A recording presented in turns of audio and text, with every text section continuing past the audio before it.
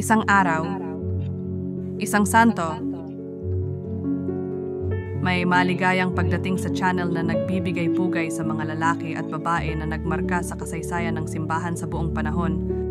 Ngayon, 17 ng Hunyo, ipinagdiriwang natin si San Diogenes, Obispo ng Aras. Kamusta? Si San Diogenes, Obispo ng Aras, ay isang santong Katoliko na ang kasaysayan ay puno ng dedikasyon sa simbahan at sa kanyang dioceses. Kaunti lamang ang nalalaman tungkol sa kanyang buhay, ngunit ang kanyang trabaho at impluwensya bilang pastol ay nag-iwan ng pangmatagalang marka sa kasaysayan ng simbahan. Si Diogenes ay kilala sa kanyang karunungan at kabanalan. Bilang obispo ng Aras, siya ay gumanap ng mahalagang papel sa ebanghelisasyon ng kanyang rehiyon, nagsusumikap ng walang pagod upang mag-convert ng mga pagano sa Kristyanismo at palakasin ang pananampalataya ng mga mananampalataya. Siya rin ay tanyag sa kanyang kawanggawa para sa mga mahihirap at nangangailangan, na sinusunod ang halimbawa ni Kristo sa pagtulong sa mga nangangailangan. Ang kanyang pagkaobispo ay minarkahan ng isang panahon ng relatibong kapayapaan na nagbigay daan sa kanya upang magtuon sa pagtuturo at pagpapatayo ng mga simbahan.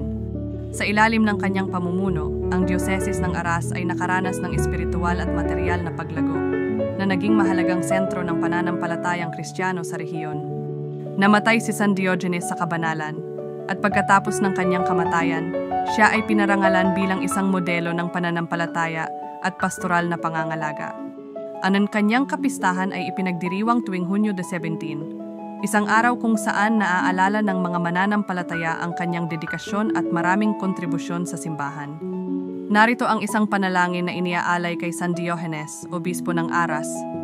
O Diyos na nagbigay kay San Diogenes ng karunungan at sigasig upang pangunahan ang iyong bayan na may pag-ibig at dedikasyon, ipagkaloob mo sa amin, sa kanyang pamamagitan, ang biyaya na mabuhay ang aming pananampalataya ng may tapang at kagandahang loob.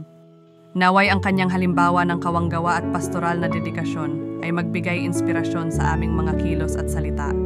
San Diogenes, ikaw na nag-alaga sa iyong kawan ng may sigasig at habag, ipanalangin mo kami upang kami, tulad mo, ay tapat na makapaglingkod sa Diyos at sa aming kapwa.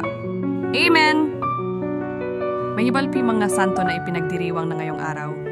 Ipakikilala namin sila sa aming mga susunod na video. Maligayang pagdiriwang sa lahat ng ipinanganak ngayong araw.